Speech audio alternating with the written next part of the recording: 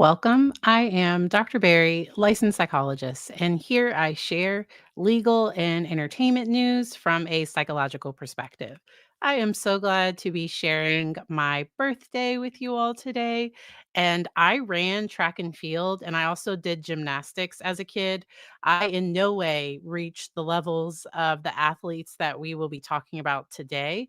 Part of that was my own, just kind of, I don't know, I did not have the stick to itiveness. I was not a big fan of practice, or I didn't have hopes for the Olympics or anything. And I also had some fear. So with gymnastics, the whole going between the uneven bars, I was just like, why? Like, nope, that's not something I want to do. Nope, like, no thanks. And so I did do floor, beam, and vault. And then for track and field, I was a sprinter and I did well for my school. I did not go off to do sports in college. And there are so many stories. And the ones that I wanted to specifically talk about are Sha'Carri Richardson. I also want to talk about Simone Biles, of course, and a few other gymnasts and a few other track and field athletes. All right. And Sha'Carri's story is so powerful because years ago when she ended up getting banned, I think for like a year, because they found out that she had used cannabis. And what happened was during a interview with a reporter, or right before that interview, the reporter told her that her birth mother had died, and she was not aware of that. And all of that grief, everything just kind of overwhelmed her. And I think at the time, I don't know that she had really dealt with all the things that can kind of come with adoption and just all that life might have put on her plate. And what she did was she did something that did violate those rules. She came back so strong. And she has this attitude, and I don't mind it because athletes like Tiger Woods or LeBron James or some of those top athletes, they do have it in their mind that they are the best. And so, spoiler alert. So, there will be some spoilers for like who wins certain things with the Olympics. So, if you need to come back to this video, please do. Sha'Carri ended up coming in second in the 100 meters in the Olympics, and the woman that won from it's a Caribbean nation, Saint Lucia, I believe. She was phenomenal, and she rocked her race, and Sha'Carri was still so proud of her and all that she had done. And so here is an article that just kind of talks about her resilience and all of her journey and all that's kind of come along on the way. And so what happened was in the 2020 Olympics, where she won her trial event. She was doing extremely well in Tokyo, but then she ended up getting that ban, and then she's just done so well. And a quote that she gave is, "I'm not worried about the world anymore. I have seen the world be my friend. I've seen the world turn on me. Now it's my time to actually do it for myself. And the people that felt like me, the people that look like me, and the people that know their truth about themselves as well, I represent those people." I think that is so powerful. And I use stories like these when I'm working with people, because sometimes we put athletes on this pedestal. We put them up like they're, I don't know, like Simone Biles. You just think, oh my gosh, there's no way she could struggle with her mental health. And she also has a history of being adopted at 4, and she's always known that her and her twin sister were adopted by her grandparents. And I saw a video recently where she was sharing that she didn't realize that being adopted was such a big issue, because she had always known it. It had always been a part of her story, and she didn't realize that other people weren't adopted. It's like, "Oh, what? Like you?" And so because she mentions being sat down in the gym and everybody just kind of talking and just wanting to kind of hear more about her story. I wanted to share just what resilience is. And I have all the links to everything down in the description. Resilience is the process and outcome of successfully adapting to difficult or challenging life experiences, especially through mental, emotionally, and behavioral flexibility and adjustment to external and internal demands. So it's the ability to adjust and adapt. And that adjusting and adapting doesn't mean that you do it on your own. Because I think that some people think resilience is this thing that you have or you don't have, but it's something that can be cultivated within anyone. And for a lot of the clients that I work with, I'm working to build resilience, a safe community around them, safe people, safety in their home, safety in their body, safety in their mind. And for some people, that includes talking about medication. It means weekly therapy. I have some clients that I know and we've talked about just based on their life history and all that they've been through. We don't even like I know that they're going to be in therapy for as long as they want to be. And so we constantly tweak their goals every so often for insurance purposes, but the way that their life works, there's never gonna be a point that they don't need to check in at least once a month or every other week. And for some of my clients, it is every week.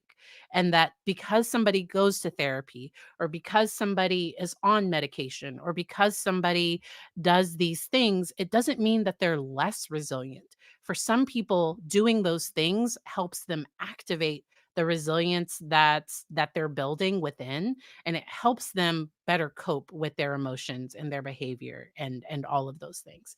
And so there are specific things that we can do to build resilience, and let's see. Resilience is not so being resilient doesn't mean that you're not going to go through stuff. It doesn't mean that you're not going to cry. It doesn't mean that you're going to handle things perfectly. And that's where I like to redefine what it means to be strong.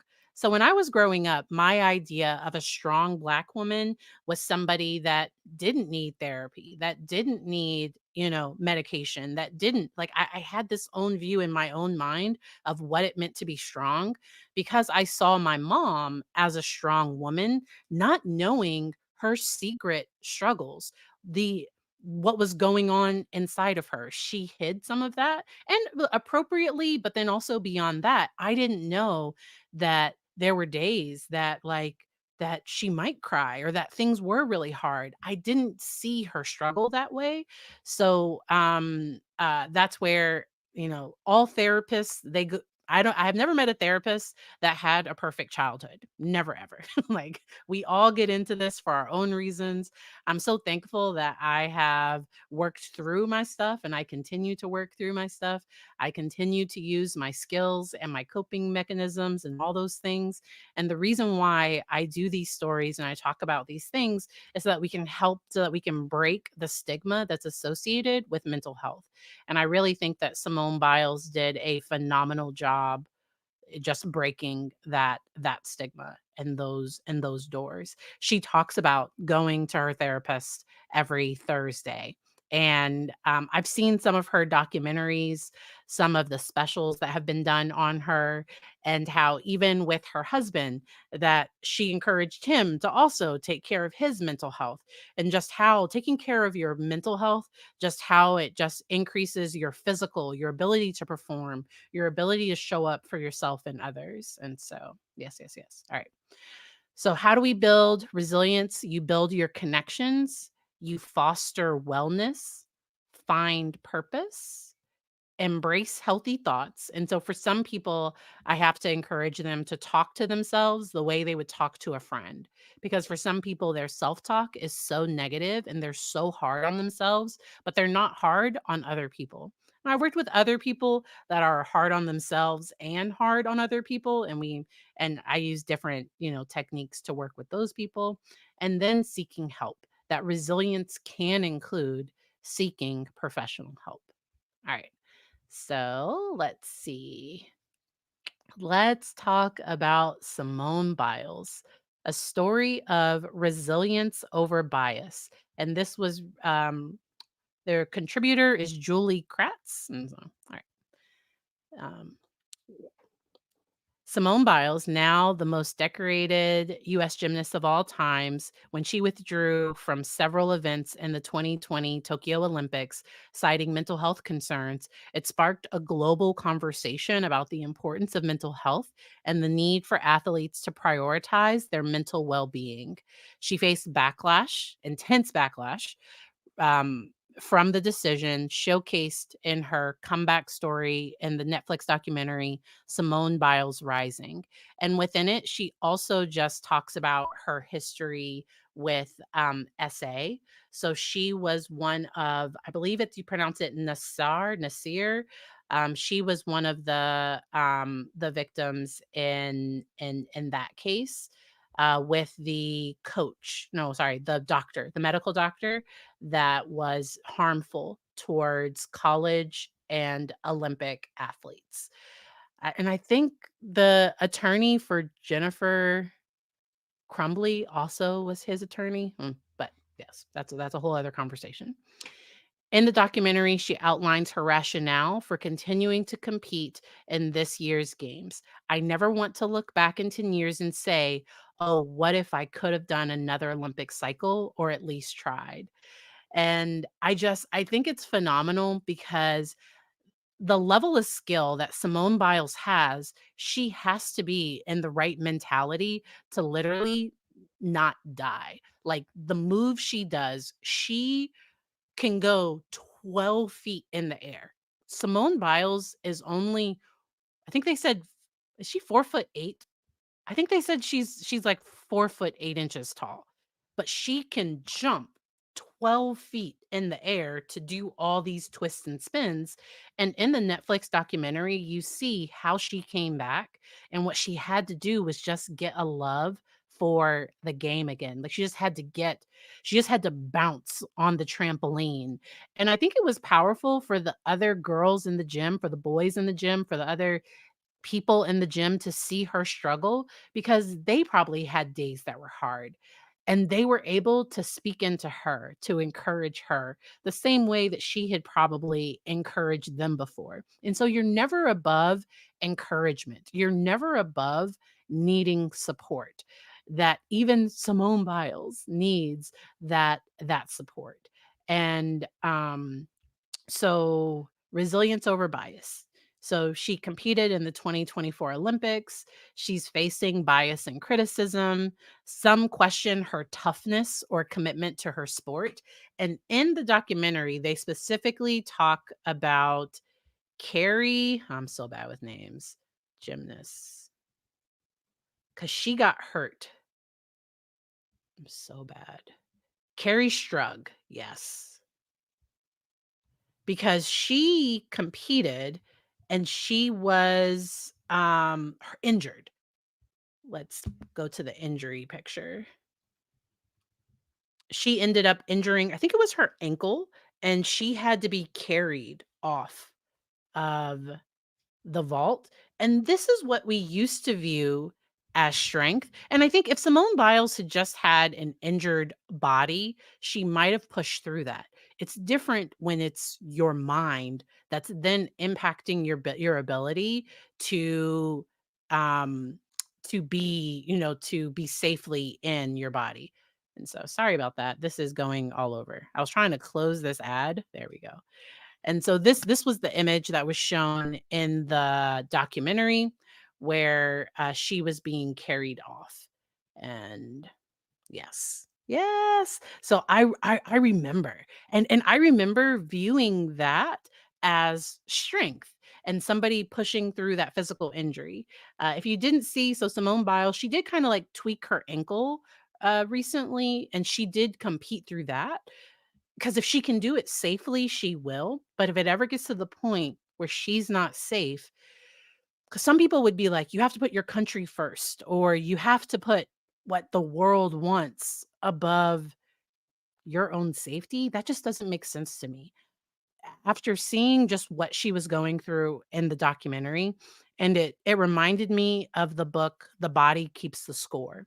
that sometimes when you go through things, even if your mind says, I'm fine, I'm fine, I'm fine, the body remembers. And her body got to a point where she had to work out the trauma that was in her body.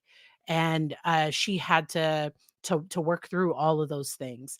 There are pictures of her meditating. There's some really great images that have come out of this year's Olympics, and I've really just enjoyed seeing all those things on my timeline.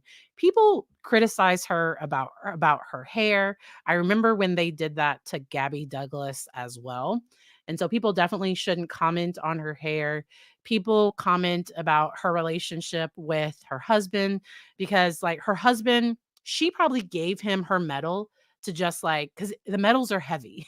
And there was a picture of him with her medal on, but it's not like he's saying he earned that medal or like he like nobody's saying that. People just like to be go on Twitter and be upset about something. Please don't respond to that stuff if you can. If you're not in a space to respond to that stuff, please don't. Please don't. Exactly, the void between. Stress takes a physical toll and can actually do damage. And I just like to add distress. When stress gets to the point where it's impacting your body and you're just in this chronic state of fight or flight all the time. And it got to a point where she was so in her head. They call it the twisties in gymnastics, where she couldn't find herself. And because when you see her perform, she's always aware of where her body position is, where she needs to go, and, she's normally hitting her mark. She got to a point where that was too difficult, and she wasn't able to do that. It's important that young people see role models of all genders, races, ethnicities, and abilities, and so I thought it was just so powerful that she did that. Uh, I adore the entire US gymnastics team. Also the Brazil one too, but we'll talk about that in a second. Suni Lee is another American gymnast who's had a phenomenal Olympics, and there were 2 other individuals that got injured right before the Olympics, and Suni Lee and I believe Jordan Childs stepped up to fill those spots. But Suni Lee, back in December, they said her kidney disease, I believe she has 2 different forms of kidney disease that she was battling. She wasn't sure if she was gonna be able to compete this year, and she just she's done phenomenal, and she talks about her journal, and I wonder if she'll ever, like, sell a journal or, like, put out some of these statements. She doesn't have to, but, um this is supposedly a snapshot where she says, "Control the controllable. You have control over your mind and body. Trust it. Only you can control what you decide to let in. No one compares to what you're capable of when you believe in yourself." And so she has these reminders that she does for herself on a regular basis. Speaking of Jordan Childs, and so this is a tweet or like a message somebody put out that she was ready to quit gymnastics. She had been passed over for big assignments this year due to a lack of of consistency. The environment was toxic, and many in the gymnastics community had written her off. But Simone said, "I see you, Queen." And she invited in 2019, Simone invited Jordan to relocate from Washington to Texas to join her at the gym she owns, a safe space with a positive environment. I love that. When Jordan arrived, the first thing they worked on was not building on her skills, but instead building on her confidence. 2 years later, Simone and Jordan, they were headed to the Olympics together, and they've done phenomenal this entire Olympics. And so super proud of all of them. All right. So I want to find the Stephen. I'm bad with names. Nador. I'm bad with names. All right. So Stephen N. This is the American gymnast. His one event is pommel horse. That is his main event. And I didn't realize because sometimes you will see him squinting at times. And the squinting, it's because he has 2 eye conditions. One condition is, rare, and the other one is pretty common. So the common one is strabismus eye disalignment, and that's where his eyes, so when he takes off his glasses, like, his eyes are not always, aligned, and then he also has Imma have to put this in the chat. Colombombia, me and Imma have to put this up here. Yes. Alright. So this is what I'm trying to say. Colomboma. Yes, yes, that one. And this is an eye condition where part of the tissue that makes up the eye is missing. And this is the rarer condition. And what this one does is it makes his eyes sensitive to light. And a pediatric optometrist talked about how his rise and just kind of people talking about when he takes off his glasses that he turns into Superman because he is phenomenal in his event, just absolutely phenomenal. And his contribution, along with the phenomenal work that the other guys on the men's team, they ended up medaling for the United States for the first time in 16 years. They got a team medal, and then he also received a medal in his individual event. And things like this, it just talks about how um, so when he takes off his glasses, he can't see. And what he does is he just focuses on what he can feel. And like I said, like he is absolutely phenomenal in his event. All right. So we did that one and that one. Okay. So now let's talk about the men's 100. Did y'all see this? Let me know in the chat if you saw the men's 100 final. If you have not seen that, please know the difference between first place and last place was 0.12 seconds. 0.12 seconds. And the guy from Jamaica that came in last, he would have beat it. Like he would have come in first maybe 10 years ago. Like, it was literally the difference between first and second. They both ran the exact same time. It came down to whose torso crossed the line first. And so Noah Lyles, his torso was the one that for the United States, he beat out Jamaica and won this event for the US in the first time in like a long time.